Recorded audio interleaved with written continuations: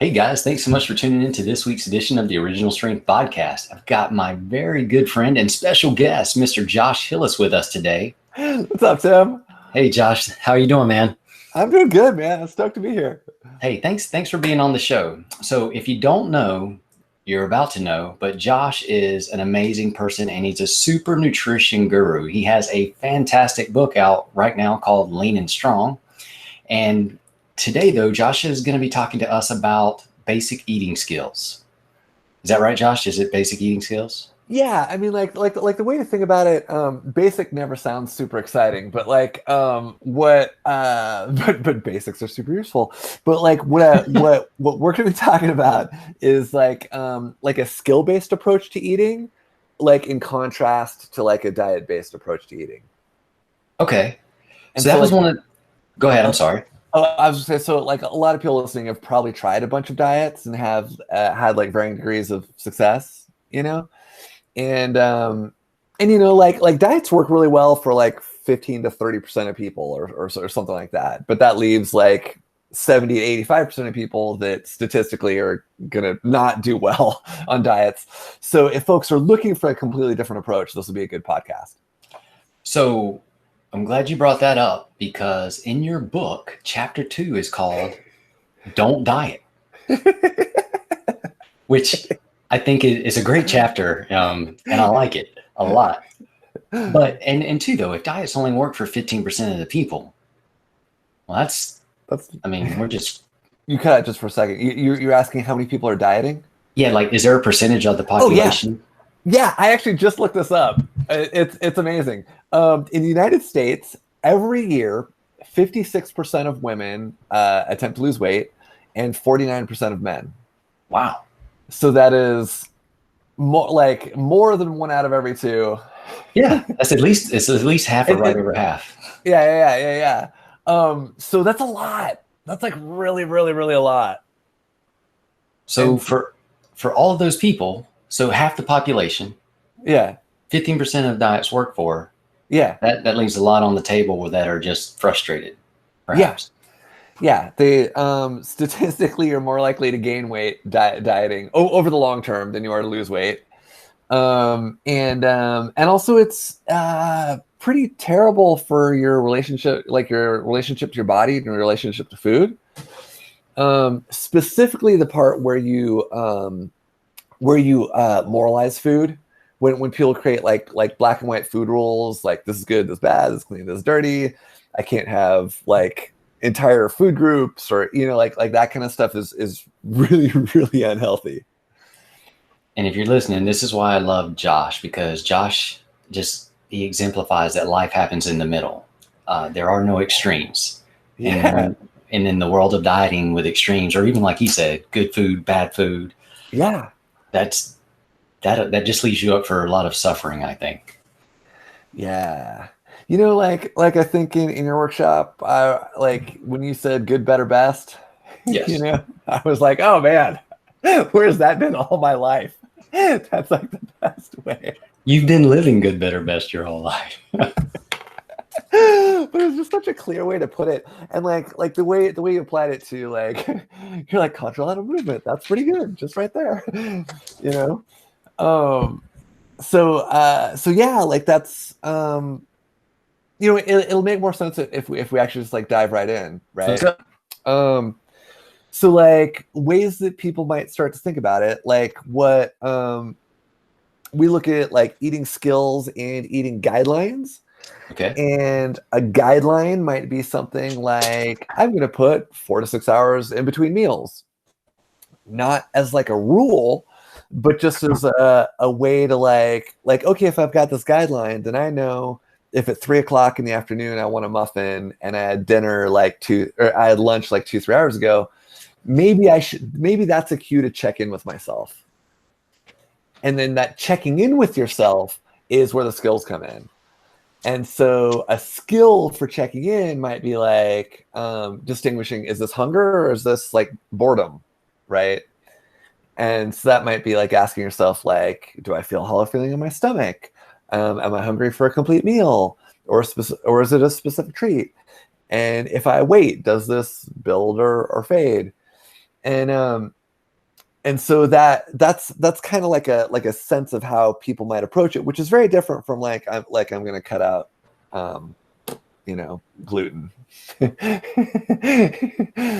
It's like we've got a guideline that's like the structure for you to think about checking in, and then we've got these skills for checking in.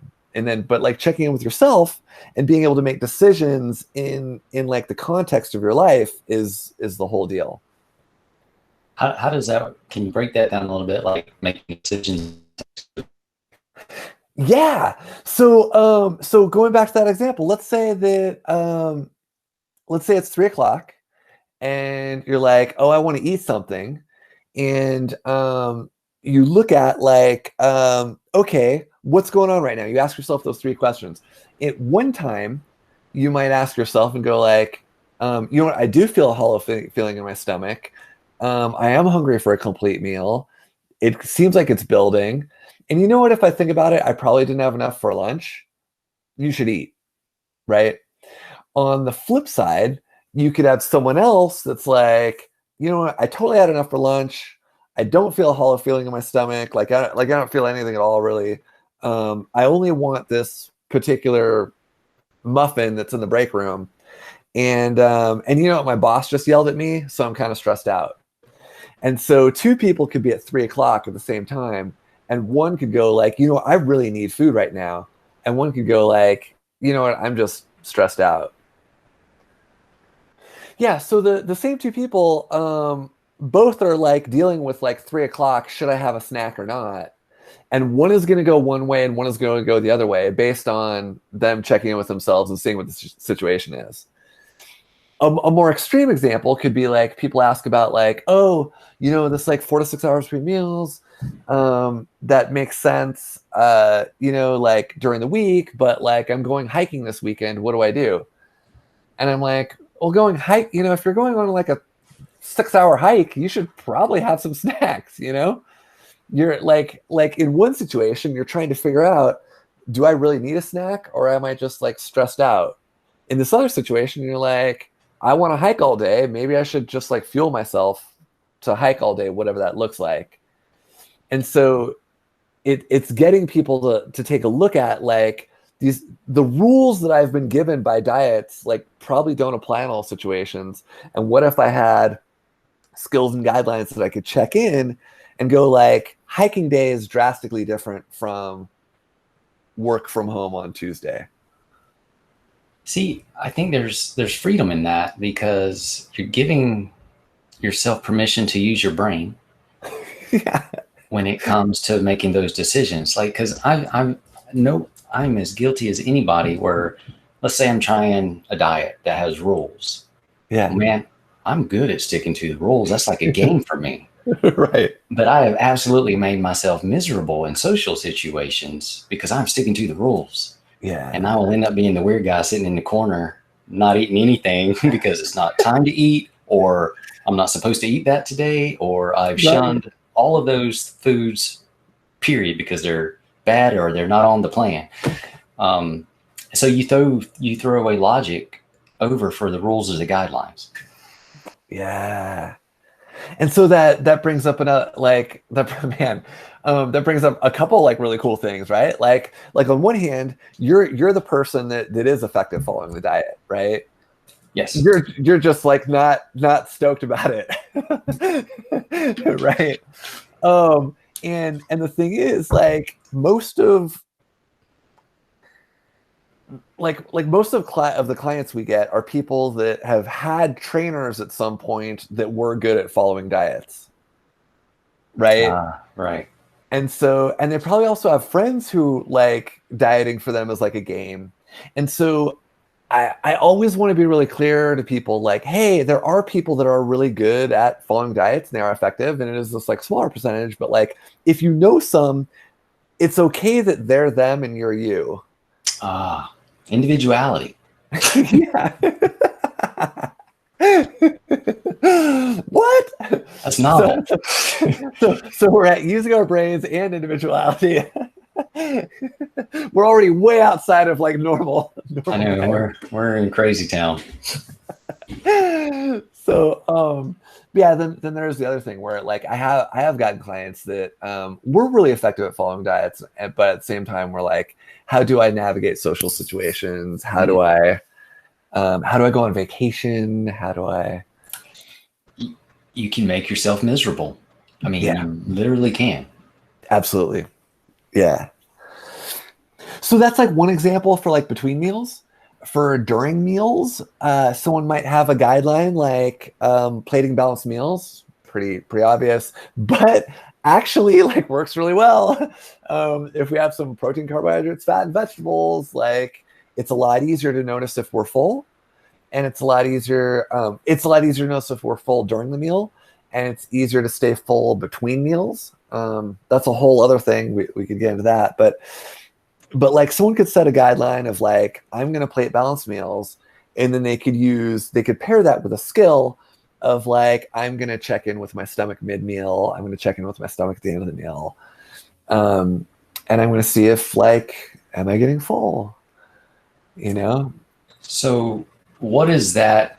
I mean, it sounds, just for everybody listening, to check in with your stomach. Does that mean to take a cognitive, conscious pause to just dial in and see where I'm at right now? Yeah. And so you you take a second and you're like, how's my stomach doing? Am I getting full? Like you could look at your plate and say like, that's how much food I ate. And like, this is how full I feel. Do I think this is going to be enough? And then, which is super weird for people at first because they haven't checked in at all. But so like, then you start you're like, how's my stomach feel right now? And at the end of the meal, you're like, how's my stomach feel right now? And some people find that if they plate a balanced meal and they put their fork down between bites, which will slow them down, they can like really clearly tell that when they've had enough food, right? And they can actually like self-regulate. I have other clients that have never been able to do that during the meal, but they notice that if they like stop and like pause for like 10 minutes or 15 minutes before getting seconds, that like maybe 10 minutes after the meal they can tell. But what everyone finds is at some period of time they can actually check in with themselves and go like, oh yeah, that was totally enough food. So, since you're talking about that, is there, I'm sure this is part of the skillness of it, but Yeah. And we're all individuals, but what Yeah. is a person aiming for that feeling of full? Like, and I guess my thing is because I've had times where I've been almost full, but I'm still not satisfied yet. Yeah. And then I've had times where I'm full and man, I'm satisfied. And then I've had times where, all right, I'm really full and I've passed that satisfaction level to where maybe I should have dialed back, 10 minutes ago. Yeah. Oh man, that's a great question. So that's a great question. There's two things to always be thinking about. One, there's the feelings of fullness that come from like the stretch reflex in our stomach and like certain hormonal signals. And then there's also like flavor enjoyment. And flavor enjoyment and fullness actually run on different tracks. And so that's one of those things where like someone can be like, oh yeah, like I can have this like balance, like someone be like, I can have like broccoli, chicken, and rice that isn't seasoned and really clearly notice when I'm full. Or I can have pizza and it's a lot tougher because that flavor enjoyment keeps going way past full. Right? That makes sense. And so sometimes it's just that. It's just noticing the difference between like, oh, am I checking in with my stomach? Or is this just like the flavor enjoyment? And then do we have to deal with like, okay, if I'm going to have pizza, then I know that the flavor enjoyment isn't going to stop anywhere near like when I'm actually full, right? I may need to like plate the amount of pizza I'm going to have. Maybe I have like 2 slices of pizza and a salad or whatever, and then wait 10 or 15 minutes before having seconds and go, and like after that 10 or 15 minutes, like you're like, oh yeah, I'm totally full. I'm totally satisfied. I totally had enough.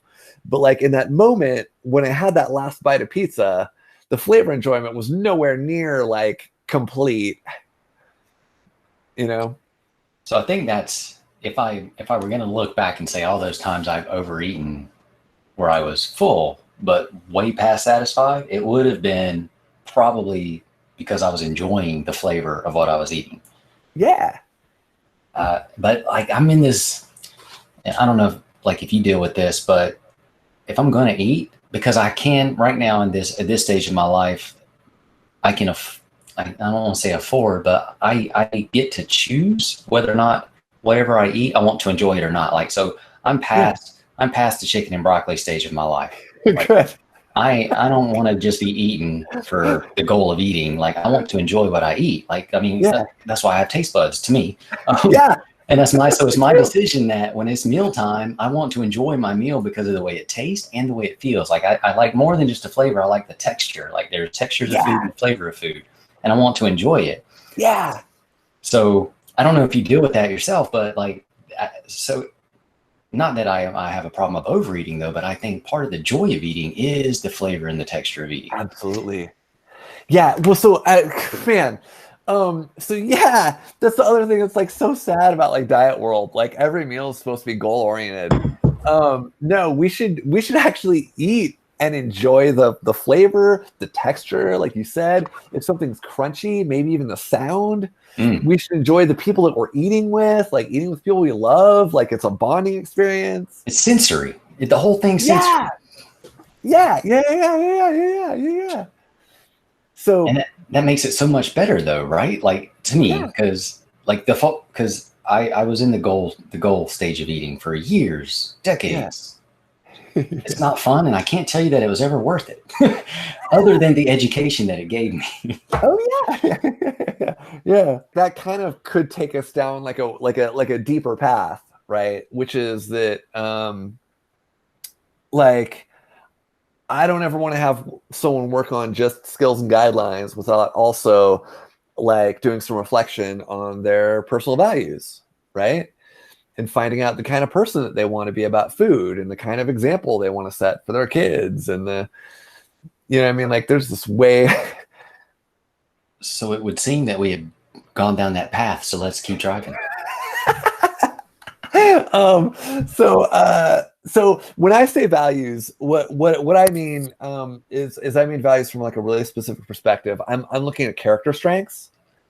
So like you could look at areas of your life like fitness, career, family, spirituality. Like you can look at like areas of your life, and then the values that I'm talking about are like the character strengths you want to embody in those areas, which may be like connectedness or conscientiousness or wisdom or compassion or self-compassion, or like reasonableness or discipline or love, or like what do I want to bring to these areas of my life that matter to me? And of course food's one of those areas. But like when a client's like, oh, you know what I want to bring to my food is I want to bring like connectedness and conscientiousness and wisdom, right? Like, and then they start making decisions based on that. And they're like, oh, you know what? Like, I want to be connected to my family. I want to be connected to the way my parents cooked. I want to be connected to, like I want to be connected like in this meal. And I want to be self-compassionate and like look at where I'm at in my life when I'm making these choices. But I also want to be like conscientious, and I still want to eat in ways that take care of me. Like you could make decisions based on all those values on any given meal, or you could pick one, but then we're getting into like a really deep level of eating in a way that expresses the kind of person you want to be. Okay, so you've already said so much. You used a word called self-compassionate. Yeah. Which is not a word that probably many people hear on any given day or in a year or ever. How does self-compassion bring itself to the table, so to speak, when we're talking about eating and making food choices? Oh man, my favorite question ever. So self-compassion, like looking at research on self-compassion in relationship to food shows up in a very particular way. And the way it shows up is it's like self-compassion in this, and in the way we're going to talk about it, it's like, how do I be with my own humanity, my own imperfection, my own all my feelings and emotions, and the mistakes I make, and do the things that matter to me and take care of me. So where that's like super distinct from how most people approach, say, diet, is like they'll be like, how do I suppress all my emotions and pretend like I'm happy all the time, and also like eat according to like these rigid rules, right? And never make a mistake and be absolutely perfect, right? Like that. And so this is like literally the opposite of like perfectionism. So it's almost as if you're saying, how do I love myself in spite of myself, in spite of the choices that I make? Yes. Or along with the choices that I make? And how do I love myself enough to get over those when I don't necessarily think I'm hitting the mark and keep going forward? Yeah. And the thing is that like we're given sort of like this like sort of like horrible narrative from social media that like everyone's happy all the time and everyone's perfect all the time, right? Yeah. So how do you love yourself even with like all the normal ups and downs of being a human? You know, like being happy sometimes and grateful sometimes and being like sad sometimes because like something bad happened to someone you care. Like it's okay to have all the emotions, and like we're not robots. It's okay to like make mistakes. It's okay to, you know. And so it in a way, the biggest piece of like being able to love yourself in spite of like all of your humanity is normalizing that like actually all humans do make mistakes, and actually all humans do have like a full range of emotions, you know. Do any humans eat perfectly? No. I mean, like it's possible that there are people out there that are eating perfectly, but I mean, like at one point I interviewed Ms. Fitness USA or Miss Fitness USA, and she was like, I don't eat perfect. She's like, I mess up all the time, and I'm like, if you're like national fitness winning, like I mean, like no one's perfect. And so like the thing that's really, here's what I'd say the myth is that you have to eat perfect to hit your goals.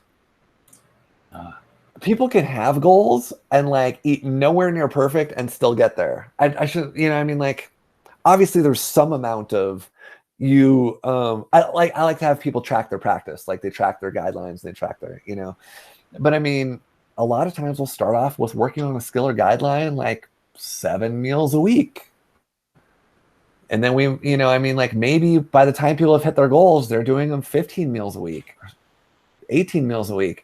No one is doing all of the skills and guidelines every meal. That's not required. That's not even, I don't even think that's optimal. So yeah. And then a really cool thing happens when all of a sudden you're like, oh, I don't need to plate a balanced meal every meal. Oh, I don't need to put my fork down and be bites every meal. Then all of a sudden you're making choices.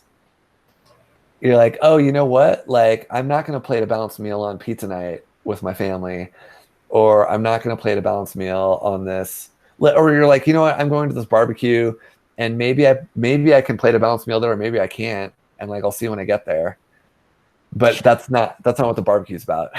So, okay, great. So how do you handle that situation? Because the barbecue is really not about the perfect meal on your plate.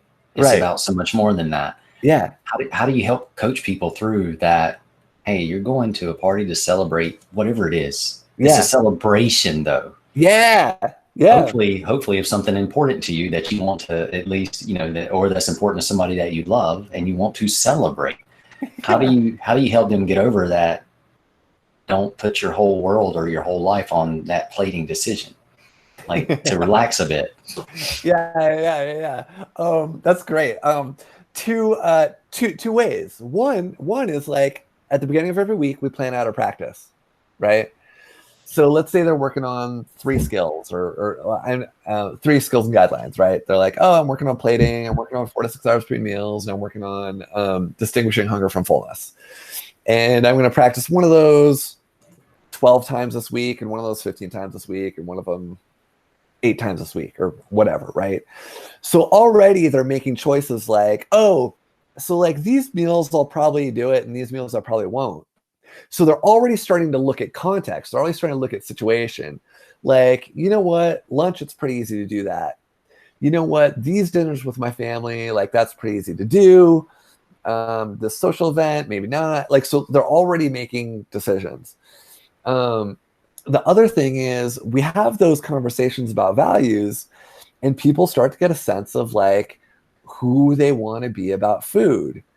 And they're like, oh, like if I, if it is, I forget what did I say? Connectedness. Oh, and so like I usually give my clients like a list of values, and they pick some, right, as a start. But it's like going back to like connectedness, self-compassion, and conscientiousness, right? They might look at like, okay, you know what? It would be really conscientious for me to actually like get in this practice that I'm looking to get in this week. Like the ones that I said, like these 15 meals that I'm going to practice at, to actually do what I said I was going to do, right? And then for these other meals to look at like, oh, you know what? Like this barbecue is really, connectedness is the more important value for me at this barbecue. It's like I'm going there to connect with other people. And when people are making decisions like that on a regular basis, all kinds of things start to open up. One, they might go to that barbecue and they might say like, oh, you know what? Like, I'm not going to worry about food. I'll eat whatever's there. And I'll eat however much I want, because what it's about is being connected to other people. Then they might also go like, oh, you know what? I ate there and I went there and I ate, and I didn't really think about it a lot, but like, because I was focused on being connected to other people, I actually like asked more questions and was more present and like was more connected with people. And it wasn't really about the food. And so I didn't really overeat anyway. Right? Like all kinds of weird things start opening up when we start like looking at like, who do I actually want to be? And what actions can I take that are in alignment with that? That's deep. Who do I actually want to be? Yeah. Even over a meal. Yeah. I hope you're taking notes, everyone. That's deep, but it's good. and again, for it can sound like too deep and like too heavy. What I want people to really get is that like I'll start my clients off with like a list of character strengths, and they'll pick 3 and like try them on, and they'll try out making some decisions like, oh, if I'm using this value, do I want to go left or right? And that's it. It's that simple. And then later on, we can get into like, they can write out like, oh, if I was living out my values, how might I practice my eating skills in a stressful week, or in like a really chill week, or in an average week? And we can start to make it like more concrete. Because sometimes, because like I like to say like, who do you want to be? But like that's a big question. It is, but I love it because like it sounds like you're there, but at some point there comes this idea or a notion that, well, I want to be this person. And then there gets this little question inside of you somewhere that goes, well, why don't you just do it? Yeah. But that's so once you get that question coming back at you, it gets to be powerful. Yeah. Because it does help you make decisions so much easier. Yeah. So what's cool, so the thing that's cool about that is like bringing it into the present, right? Most people do this in reverse. Most people are like, oh, I'm going to set this goal, and if I hit this goal out in the future, then I'm going to be that kind of person I want to be. Versus bringing it into like, if I make this decision about the barbecue this weekend, or if I make this decision about the dinner I'm having with my family, or if I make this decision about like eating to numb out stress right now at, whatever in the afternoon or at 9 o'clock at night. Right. So it's today. It's a today kind of thing. It's Rocky 3. It's when Apollo tells Rocky, there is no tomorrow, Rock. There is no tomorrow. And he gets the eye of the tiger back. Yes, because it's right now. It's now. When And they're we all running know on the that. beach, man. Classic scene. Yeah. So I think that's what put CrossFit on the map. The knee-high socks with the stripes, Yes. running on the beach with the short shorts. Yes. It all comes around. It does. It's full circle. But no, this is great. I mean, yes, we don't have to wait to be the person that we want to be. And I think a lot of times the truth of the matter is we are the person we want to be. We just have to allow ourselves to express that person. Yeah, exactly. Which comes back to the self-compassion thing. Yes. That like we don't have to like not have feelings to be the kind of person we want to be. We don't have to like not make mistakes. You know, like people are like, oh, I made these mistakes, so I can't be the kind of person I want to be, or like I'm sad, or I'm tired, or I'm like overwhelmed. You know, it's all about how do we make this choice that's in line with our values, even with all of our stuff. That's beautiful. So if you have a child, if your child makes a mistake, sometimes they make a mistake that hurts their feelings, or that they just shouldn't do. But a parent they gently, most of the time, they tell the child it's okay. They love them. They pick them back up and say, hey, it's cool. Just try not to do it again. Yeah. But as an adult, you blast yourself. Totally. Like, better than to do that to your child, because you'll mess them up. Like, you don't want to damage their thinking, or, because you love them. You love them. Yeah. But we don't typically love ourselves the way we should. There's a child in all of us still. Yeah. I think we just don't give ourselves that kind of grace a lot of times. So that's brilliant, because like, even like saying like love ourselves is, it's like, okay, what does that look like in real life? Like, how do I actually do that? And perspective taking is actually probably the easiest access that we have to that. And you just did it perfectly, which is like, what would I like? How would I treat how do I treat my child, or like, how would I treat myself if I was my, like do that perspective taking, right? Because it is really easy to see. It's so much easier to see when it's not us. And this is crazy. This won't make sense to a lot of people, but 2 people out there will get this. So because my name is Tim, it gives me the availability to refer to myself as Timmy when I've made a mistake and I'm trying to help myself get over it. Like, you know what I mean? Yes. Yeah. Like, come on, Timmy. It's okay. Like, because Timmy's Timmy would be the child of me versus. Yeah. Now, if I ever say Timothy to myself, I am really going after myself. I try not to do that. Yeah, you have a very versatile name for perspective taking. I can play the child or the adult. But like everyone though listening can either, they can look at like, oh, how, like, what advice would I give my kid in this situation? What advice would my my grandma or grandpa give me about the situation? Oh, what good. would some mentor that I have that's really smart say? We're actually really good. Would they ever be mad at you and just angry with you? Right. I don't think so. Especially if it was your mentor or your grandma. Right. Yeah. Yeah. And so that's perfect. That's exactly it. Like the way that we're angry at ourselves, like our grandma or our mentor would not, because they know it's not effective. Right. That and they love you. So. And they love you. Yeah. So, and everyone can play those kinds of games. It can either be like another person, like kid, grandparent, mentor. It can be like another stage in time. Like, what would I have thought about this when I was a kid, or what would I think about this in 20 years? We can play those kinds of games. Or if someone's, when I'm coaching like a personal trainer or a coach, then it's very easy to see like how do you coach a client on this, and it's never how that same thing. So yeah.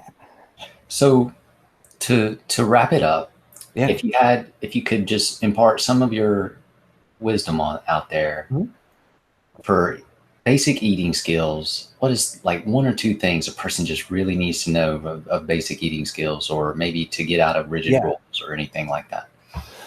Yeah. So if you want to work on your meals, then maybe put in some guidelines like some amount of balance, protein, carbs, fat, vegetables.